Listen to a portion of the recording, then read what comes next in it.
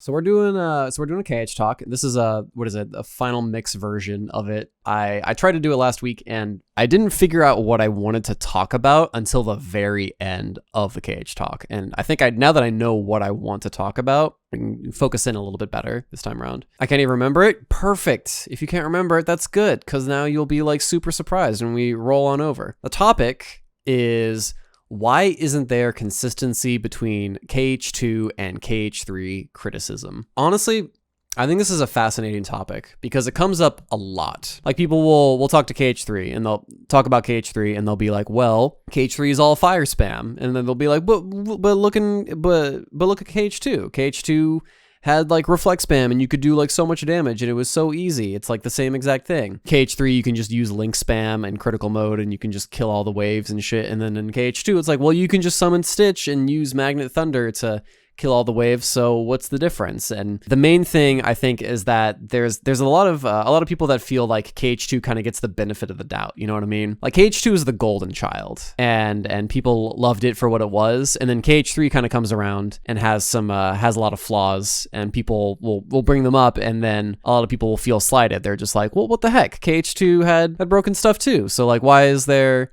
not consistency here? Where's the consistency in the criticism? So that's a topic that we're entering in today.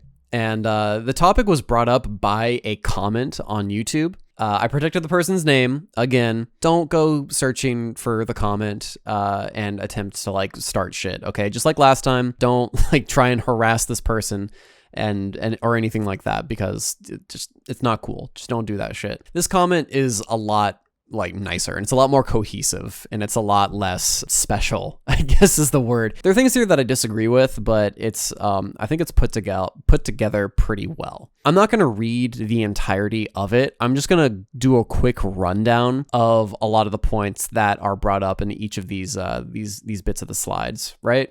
This comment is in response to the video, the KH talk that I made, where I talked about depth versus accessibility, or complexity versus accessibility. And I made that chart at the very, very end of the video. At the very, very end, it was just like an off comment. I talked about how KH3 feels like it's a little bit further down the line and it's closer to simple games or simpler action games. I think that's kind of where this comment comes from, as far as feeling slighted, as far as feeling like, well, KH3 doesn't, KH3 has levels of depth to it. It's not like KH3 is like this baby game. Like, it's not like KH3 doesn't have depth. And I'm not saying that it doesn't have depth, but I would say that KH3 definitely, the way that it's designed, definitely lowers the skill ceiling to some degree. And we're going to talk about that later. Sure, these combos probably don't feel as good to do compared to other action games, not to mention them probably being easy due to Sora's convenient magnetism to enemies. Sure, links are still just brain-dead AoE damage that outclass every magic spell. However, I would never say that KH3 has no depth, at least on a functional level.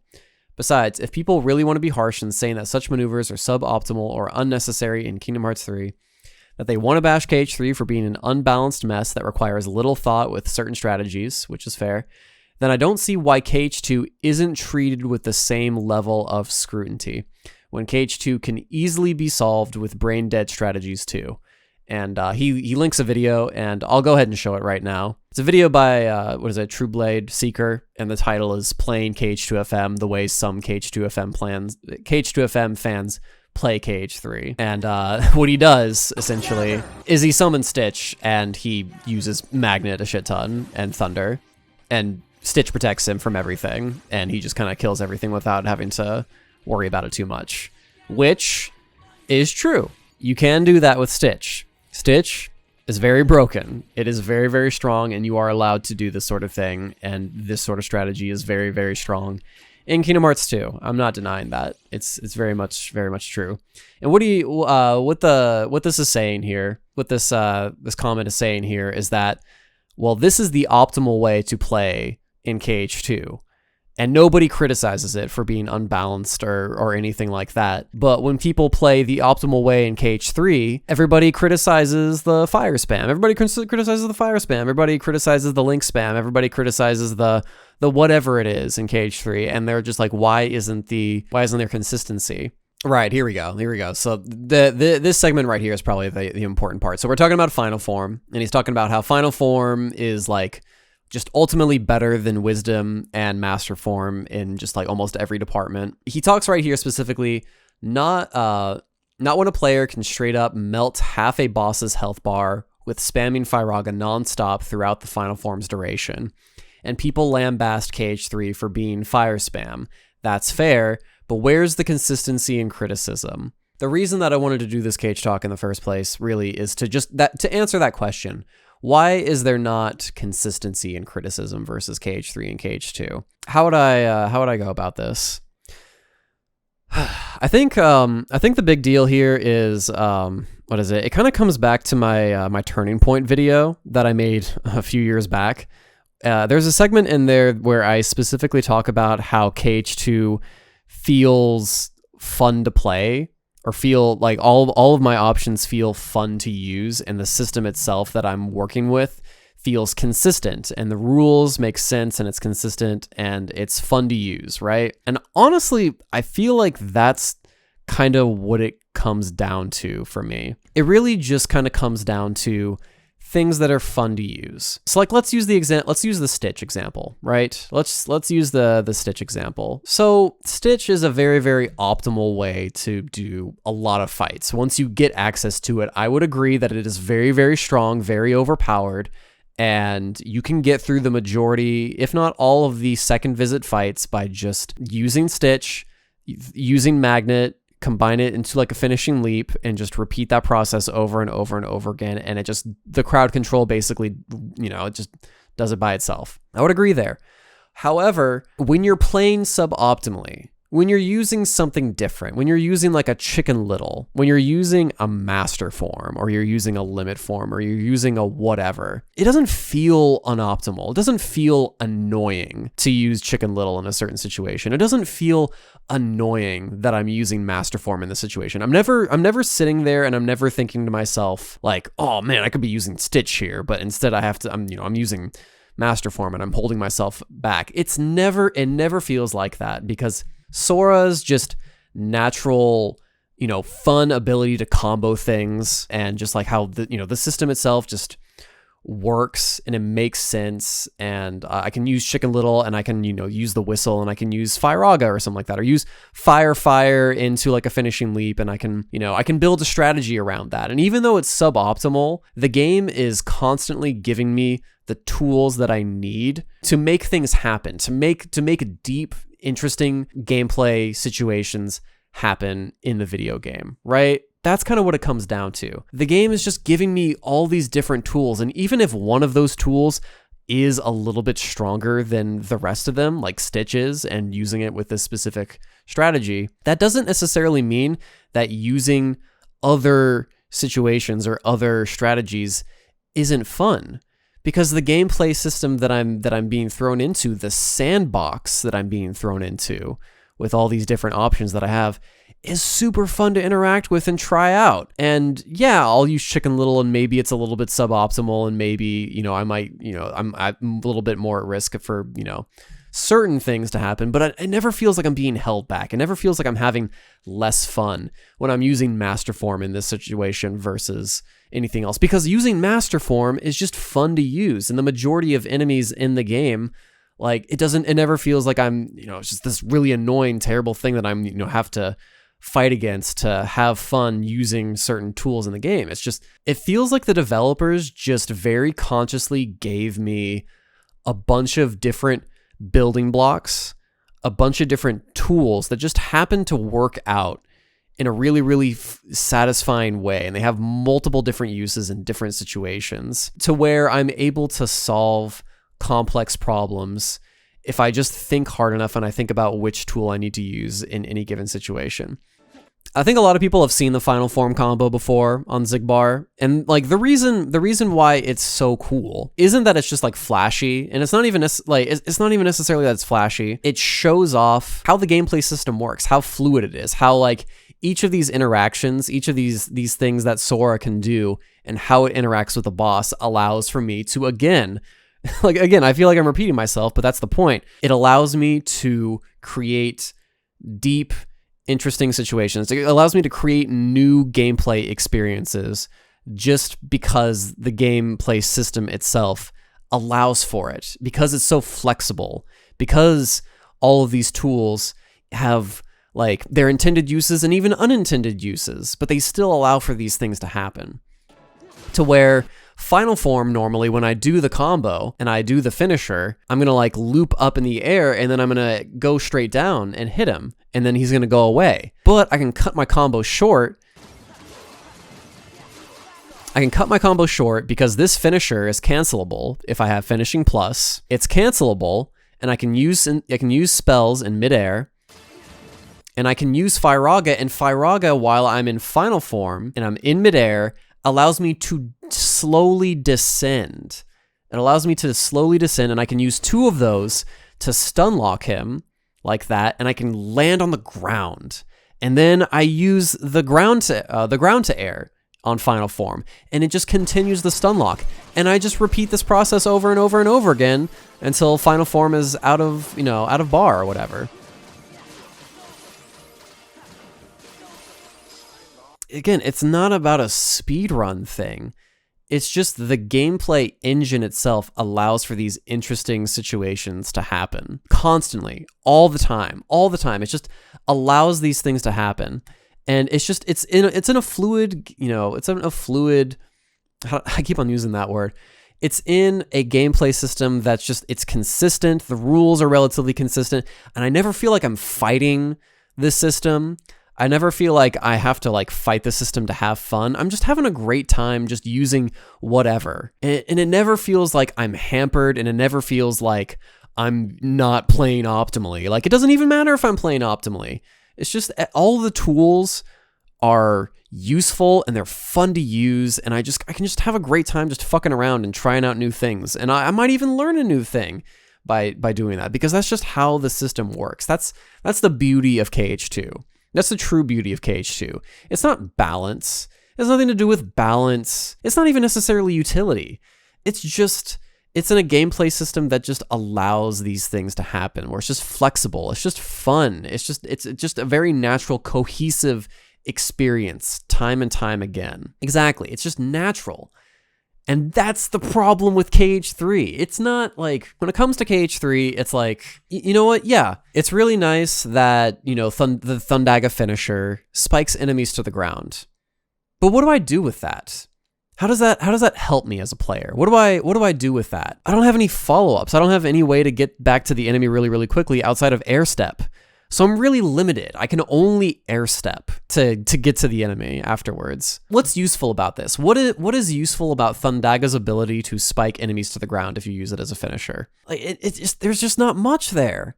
And then it gets me thinking, like, what if Thundaga's finisher was like a ground bounce? And then I could really do different things. Then my options would open up completely. Then I could do a lot of different cool stuff with Thundaga if there was a ground bounce instead of just spiking enemies to the air or down to the ground. Water or something like that. Water, yeah, it gives iframes, and you can use it for unblockables, right? But what if I just dodge rolled away? What if I just used an air slide? It's so much easier, because water's iframes don't show up until like half a second after I've cast the spell. So I can't really use it in a very responsive way. Like, I legitimately can't think of a defensive mechanic in an action game that is super delayed like this. Dark Souls parrying, that's true. That's fair. But, I'll get to your point here. With Dark Souls parrying, what do you get out of it? You get a repost. You deal a lot of damage and you knock the enemy down. And you can get even more damage as that enemy is getting up. You get a huge fucking reward. That's what you get with Dark Souls parrying. What's the huge reward with using water? What's the reward? What do I get? I get like a tiny bit of damage and maybe a Waterza, maybe a Grand Magic afterwards. Maybe. It's not even guaranteed. The risk reward ratio is completely out of whack. It's a huge ton of risk for extremely little reward. Using dodge roll and air slide gives me way less risk and just about the same reward. So I don't really see, like, again, so I don't really see much of a use for water. With Blizzard, you can freeze, You can freeze enemies, right? And that's great. His ability to just, freeze that guy. And then he goes back and, that's kind of like his form of crowd control, right? He keeps those guys frozen so that he can do other stuff. That's great. But I'm only freezing one dude at a time with Blizzard. There's like 15 dudes. There's so many dudes on screen. Like, what's the point? And he was, he also talks, talks earlier about Hyperhammer, exactly. He talks about Hyperhammer, and he talks about how Hyperhammer has crowd control capabilities in it, right? And he's going to use Hyperhammer here.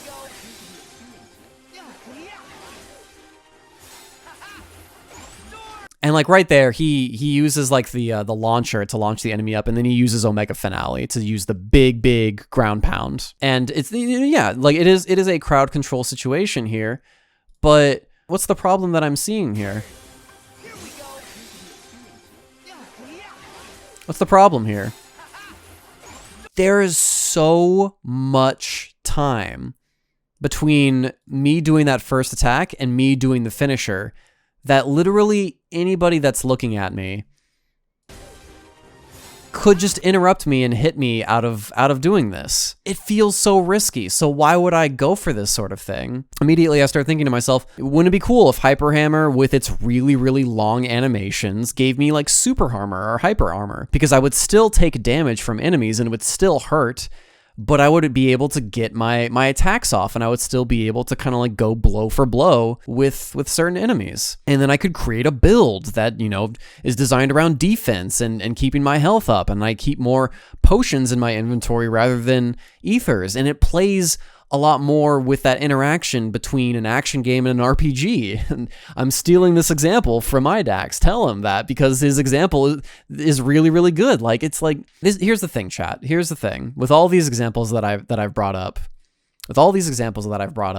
Kingdom Hearts 3 is constantly shooting itself in the foot when it comes to you trying to play the game in a complex way. It's constantly shooting itself in the foot when it comes to you trying to play the game in a complex way. Yeah, sure, you could use water instead of like dodge rolling away and using air slide, but there's always a caveat. There's a caveat there. Thunder has the spike. It spikes enemies to the ground. How does that help me? What does that do anything differently for me outside of just like my ability to style on a boss or an enemy? Does that do anything different for me damage-wise? Does it do more damage than me just hitting X consistently all the time? Blizzard's ability to freeze enemies, in theory, is a really cool use of crowd control. Freezing enemies in place is a really cool thing, but it's placed in a game where there's like 15 enemies on screen at once.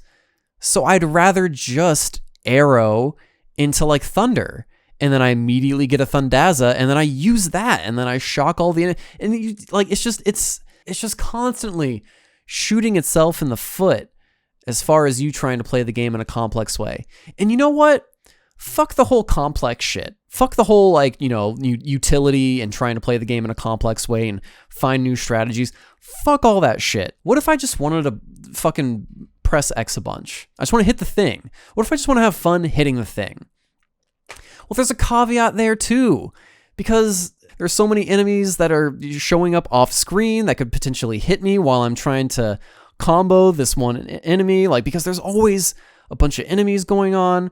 There, like when I'm fighting the the Alice doll and toy box, there's a bunch of fucking Heartless in addition to that I have to constantly be on the lookout for, and it feels really shitty getting hit in the back whenever I'm trying to just do a normal combo on a boss or something like that. Certain enemies are just like too big, so it messes with the camera a shit ton, and it feels like I don't track to the enemy very naturally, and just this and that. Like, I'll be fighting in San Francisco, and I'll try and move around a little bit, but then the game makes me auto jump because I have to jump over a stupid fucking fence, and then now I'm not able to do anything. I'm not able to dodge or jump. Or there are so many things about KH3's inherent design that constantly hold it back from you having the ability to have fun.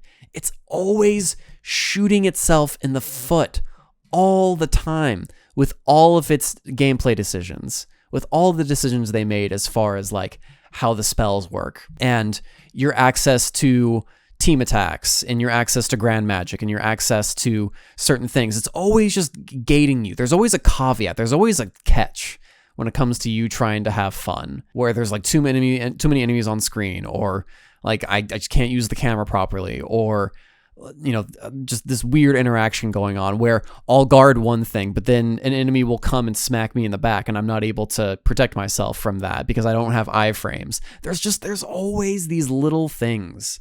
There's always caveats when it comes to KH3's system. You don't feel that way with KH2. It feels relatively very fair. And if you got killed by something, you can usually point it out and you can plan ahead for that situation next time so that you don't get fucked over by it, right? In KH3, whenever I'm trying to do something cool or whenever I'm trying to play the game normally and just have a good time, it always feels like I'm fighting the game. It always feels like I'm fighting the game at the same time. And that's what really bums me out. That's what really bums a lot of people out, I think. That's the main thing right here, is that when people are wondering why there isn't consistency in their criticisms between KH2 and KH3, it's that KH2, like, even though there were problems with KH2, there were a lot of problems. It was unbalanced. Anti-form sucked. Valor form sucked after a while. Like, it was basically pointless once you got limit form. Like, there were a lot of things that were super unbalanced and super shitty with KH2. They didn't explain shit on how to level up fucking drive forms. There were so many shitty things about KH2, but nobody really cared about that because the moment-to-moment gameplay, because just like the normal combat itself, it was so satisfying. It was just natural.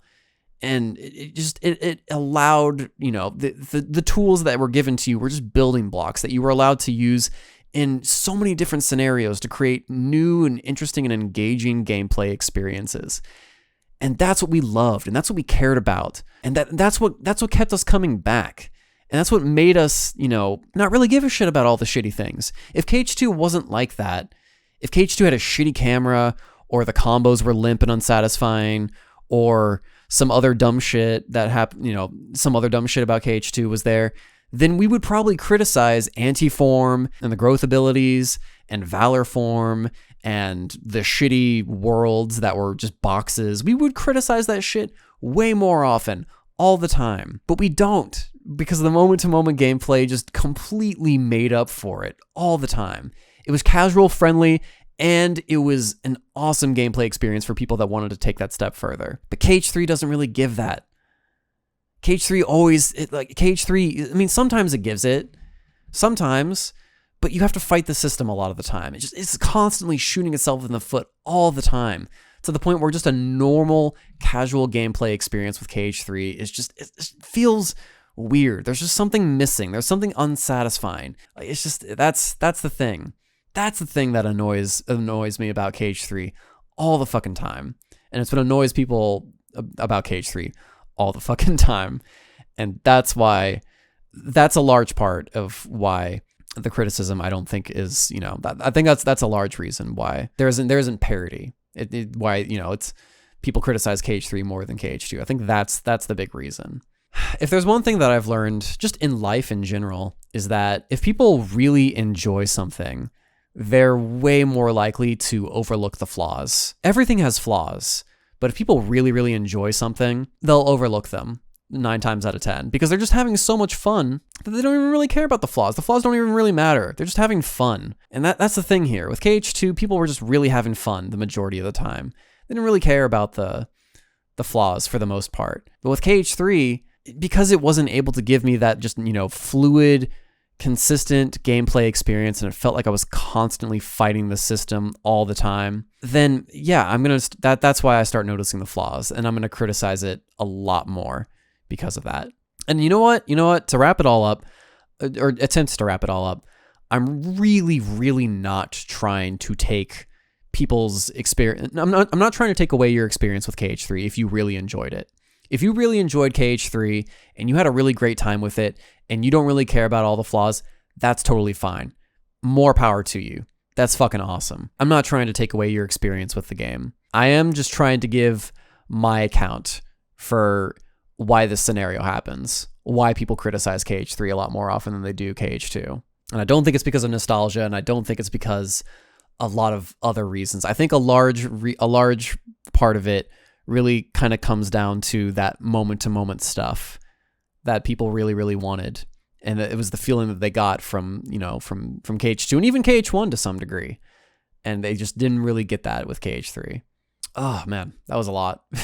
Yeah, that's my KH talk.